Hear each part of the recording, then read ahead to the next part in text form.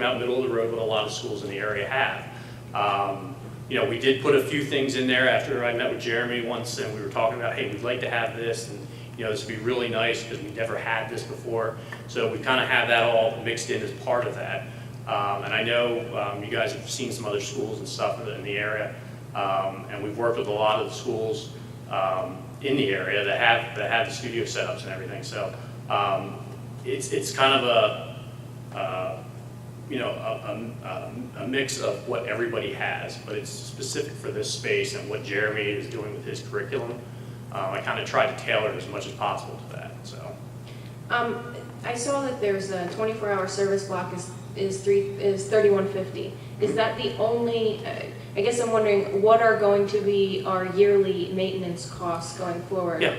So a couple. The way we handle our service is in working with schools. You know, I've been with ABT for coming up on 15 years now. And we used to do these long drawn-out service blocks like for a year and said, we will cover this, this, and this, but this is the responsibility of the owner and blah, blah, blah. And it got so convoluted to deal with. So what we came up with for the schools was a block of hours. So when I say 24 hours, it's not like 24 by 7 by 365, is because Jeremy's already got a pretty good basis of knowledge already. He's going to learn the new equipment, so will David, so will everybody else. So what we do after the first 90 days are over, we call it like the preliminaries.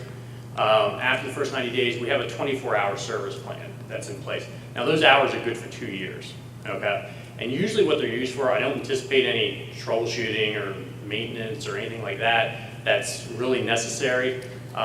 You know, so they can be used for training. You know, if somebody's here doing some work in the network closet and a cable gets cut, the video cable gets cut that's going out to Comcast, you know, we'll come out and we'll repair that. That's part of that. If somebody trips over a cable and rips the cable in half in the studio space, we're going to come out and fix that for you.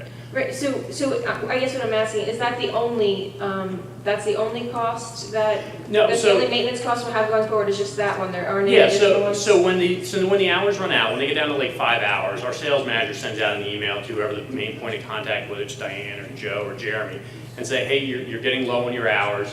You know, if you'd like to renew your hours, you can do that. That's just the recurring thing. We usually do a 15-hour and a 24-hour and a 40-hour blocks for schools, depending upon the complexity of the system.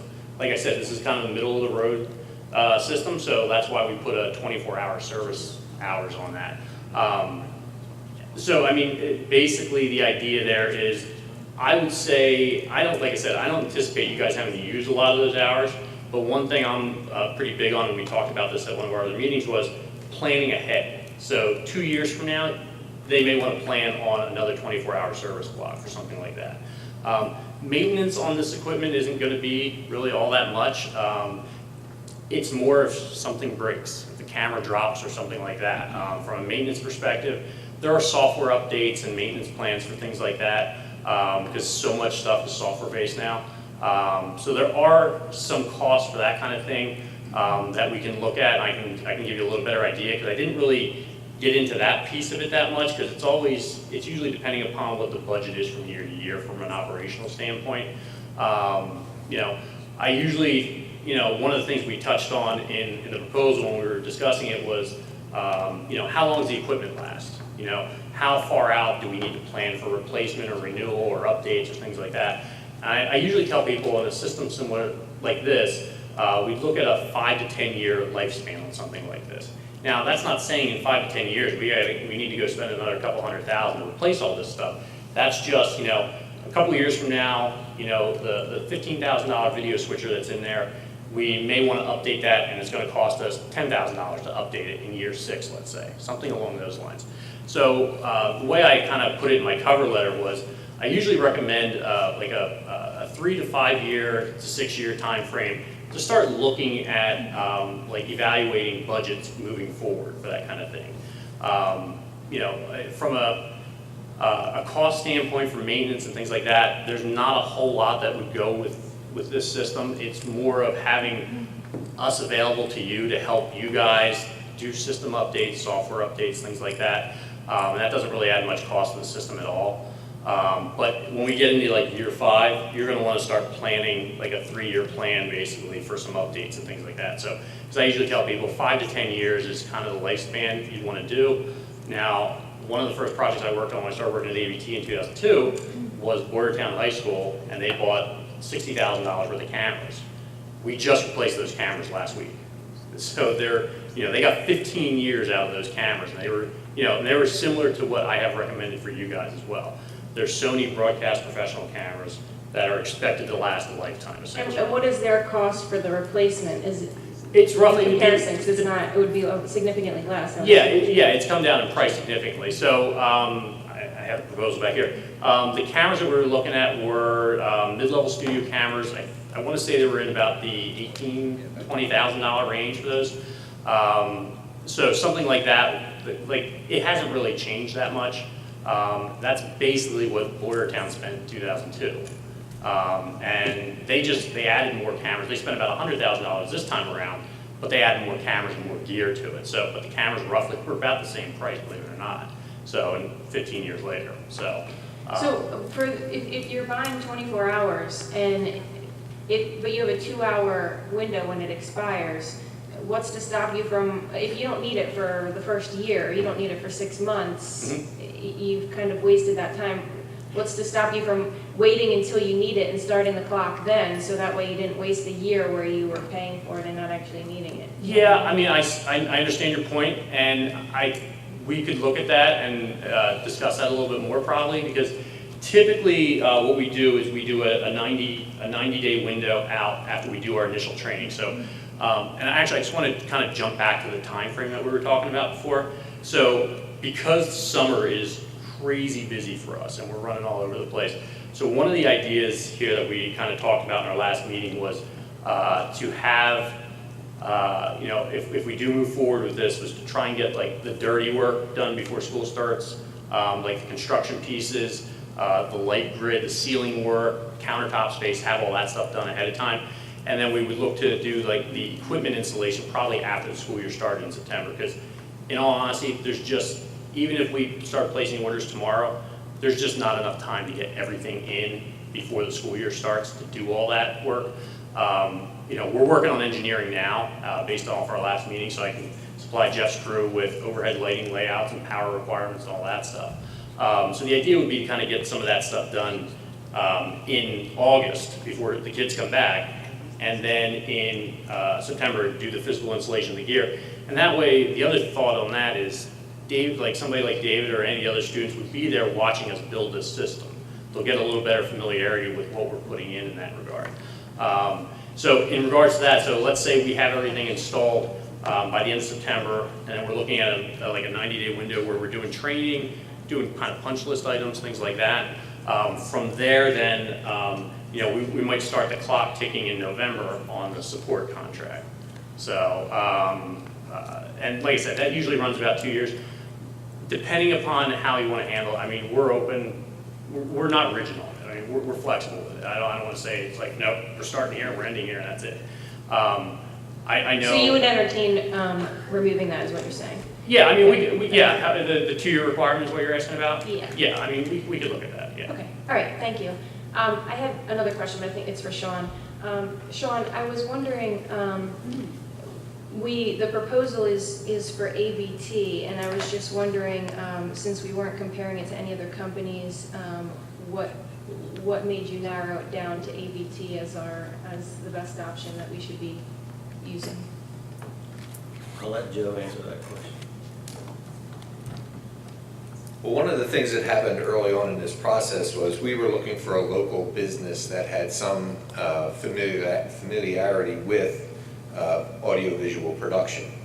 And that led me to a company in Quakertown called PBR Productions. And 2 young guys that are starting to get their business going. And they don't know me, I don't know them. I just approached them, I said, could you help us? And they said yes.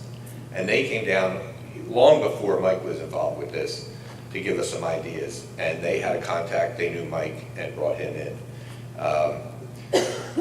I've gone to a number of schools that ABT has worked with, and I have gotten nothing but glowing recommendations on their reliability, their responsiveness, their accountability, and feel very confident that they're the best company that can handle this job for us.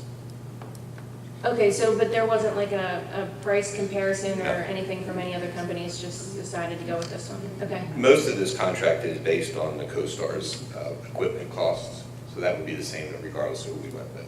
okay. Can you say what percentage of that would be? based on I don't know CoStar? offhand, Do Sean, you know, maybe you could. Everything's on CoStarz, actually, yeah. So are you familiar with Yeah. like, the state contract? Okay. So the way the CoStarz contract works is if you, and I just had one of the other schools we work with, different, just went through 300 line items to make sure every single thing's on CoStarz, and it was. So what we do is everything that's on the CoStarz contract, but CoStarz isn't always the best price, let's say, at the state rate. So everything on our quote is either at or under the CoStar state contract price, because we know what the street price is for all this stuff. We shop it online before we even send proposals out for this stuff. So everything we have on our proposal is either CoStar's contract price or less. So that's how we usually handle our business. And all of our integration services, our engineering and everything, one of the things is, like from an engineering standpoint, when we work with townships or school districts or higher ed, we don't charge for the engineering when they buy on CoStarz. So the engineering on a job like this could be a couple $1,000s, and we don't charge for that up front for anything on the engineering side. So that's one of the perks that we offer as part of being on CoStarz for that kind of thing. So, but I would say if you want to do price checking, by all means. And if there is anything on there that you find a better price, then I'll do what I have to make that right. But we do our homework on all this stuff. So I would say at least 90% of our school business is through the CoStarz contract because it's an integrated system and it's got so many moving parts to it. And but most of the time it is when we work with schools, it is a CoStarz purchase because it's a system, not just boxes essentially. So, but yeah. Okay, thank you. Thanks. And just, I'm sorry, one more thing. How much, there was something in here that was said estimated, and I know Jeff had said that there were some other costs that we don't know how much they'll be. I was wondering what all is not included in here, and what the estimate is for the things that are not included in here, in this. To the best of my knowledge, the only thing that's not included in the numbers that we gave you is the labor for Jeff's employees to do a little bit of work to the room as far as taking off the whiteboard, painting, running some electrical, and running some data lines, and changing the ceiling tiles to dark instead of white. Other than that, everything else that we need is included in Mike's quote. All equipment, all installation, the lighting, Yep. all that will be installed as part of the quote. Yeah, and actually, if anything, there were, three things that I was waiting on because we were moving quickly on this last week around the 4th of July holiday. I didn't have access to all the vendors to get quotes back to me for the last couple of things. So after we met with Jeff's crew, the countertop for the workspace area in the back room, I don't have a final quote for that yet from our vendors. I ballparked it based upon, I think I put in their estimate based upon like a previous install that was similar. So likely it's going to be less than what's on there. There was the set desk for the studio space. I don't have a final price on that. They were working on design after I sent them the colors and layouts and sizes that we were looking for. So I don't have the final price on that, but it's going to be less than what's on the quote right now. So there were like 2 or 3 things that were custom for this studio because of the holiday and summertime, and they haven't gotten back to me with final pricing as of today. I haven't gotten anything back yet, but I just sent it to them, I think on Wednesday or Thursday last week after the holiday. So I expect to have that back, but I was telling Joe when we came in, I haven't gotten those numbers yet, and then anything that we get back is going to be less than what's on your proposal right now. So yeah, that's where I put the estimated cost in there. So, Mr. Dalbert, this is coming from the Capital Projects Fund, and is it already budgeted in there? It's coming from the capital projects fund this year. This year, we budgeted $2.9 million for capital projects for this summer. We've only allocated 2.4 million. So we have a $500,000 left in what we set aside in the capital projects budget for this summer. So there is room for this project, and we will not go over the amount of money the board allocated for capital projects. Okay, well, I think it sounds great, and I think we're gonna, can we move it to do we vote at the board meeting then in July? We can actually vote this evening if we have enough interest At the special board. at the special board meeting. Oh, and would that help us get it completed? It would. quicker? As you see, I think it was you, Mrs. Miller, that asked the question about the timing. So obviously, the sooner we can move on it, the better.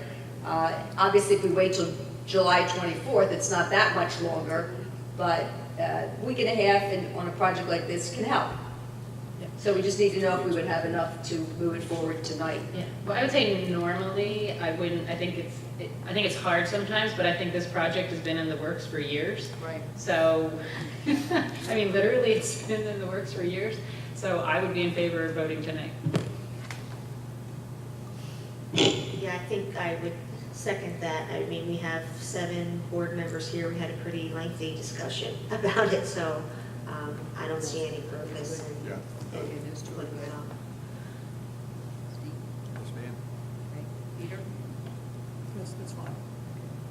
Okay, my preference would be to vote on it next week to give us time to digest it, but the majority is looking to move to the board meeting, so move to the board meeting today. I just want to give a big thank you to Mike and all those who have been meeting for months and years, Mr. Friedman, Mr. Ferry, Mr. Dahlberg, Mrs. Miller, Mr. Loeffler, Mr. Bona. Hope I didn't forget anybody, but I greatly appreciate it because I think it'll be a great thing for the district and for the students if we can make this happen. It was very nice to have a facilities meeting where we talked about kids and educating kids. And David, thank you for coming tonight. You are definitely a gem, and we appreciate your time.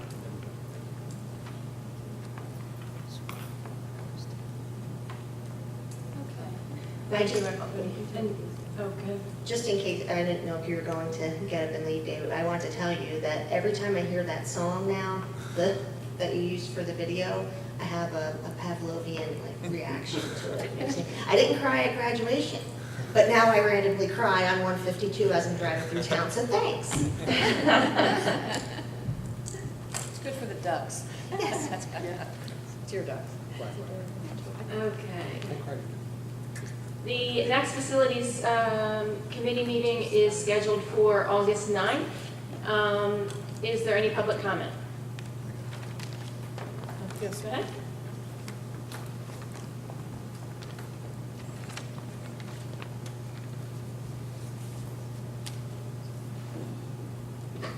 Sue Furlong, West Rock Hill Township. I have a couple of questions. I was wondering at what meeting, he said he'd been around since January, February. I don't recall the meeting in which we decided to go out and get bids for this project. And was it advertised in the local newspaper that we were accepting bids from companies such as his to complete this project?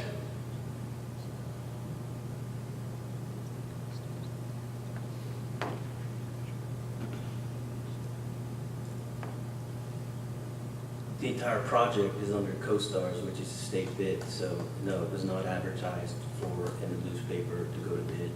But CoStarz is not always the lowest price. Even he said that. the use of a state bidding system qualifies under the state law. That's for equipment, but labor and engineering costs, that type of, and the maintenance costs are also part of this project. So equipment is not the sole component of this project.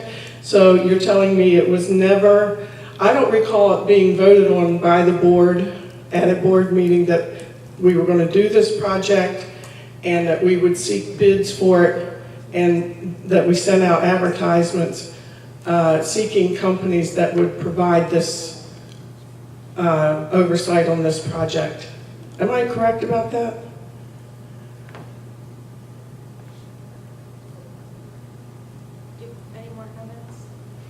No, I'm asking a question. I don't recall this ever being brought up to the public. I don't recall it being put out, requests for bids. I don't recall it being advertised in the paper. I already answered that question. It was not. And I suggested that if you're purchasing equipment, I understand, but you're purchasing a company to do a project for you. There's a big difference. Okay. I have another question. The other channels that I watch usually allow municipalities to make announcements. Some nonprofits, maybe like the Lions Club or somebody like that, if they're having an event. And I haven't heard anything tonight except a very closed system used only by the school district. Is that your intention? Who else will be able to use this equipment? I think the point that he was making was that he wants to start it that way and then expand, because he said he wants to walk before we, or crawl before we walk. So I think he was saying he wanted to start there and then expand to those other things. And what about someone who comes with their own content, such as a Lions Club or Hilltown? I think that would be things that would have to be discussed in the future. So right now it is a solely district resource. That's my current understanding. Okay. Is that how it was approached with the municipalities? That they would have to approve it but not be able to use it?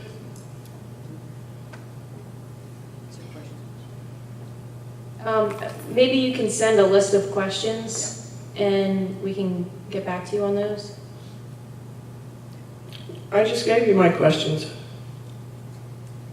You haven't Actually, answered the questions I gave you right now. I think Mr. Dahlberg is writing them down so that he can get back to you on them. Is that accurate? I'm doing my best, Sue, but if you want to send me an email, it probably would help. Okay, I'll be happy to do I so. don't Thank have you. shorthand. Okay, thank you. You can watch the film at 11. Thank you for your comment. Anyone else have any comments? Okay, then, sorry, facilities is adjourned.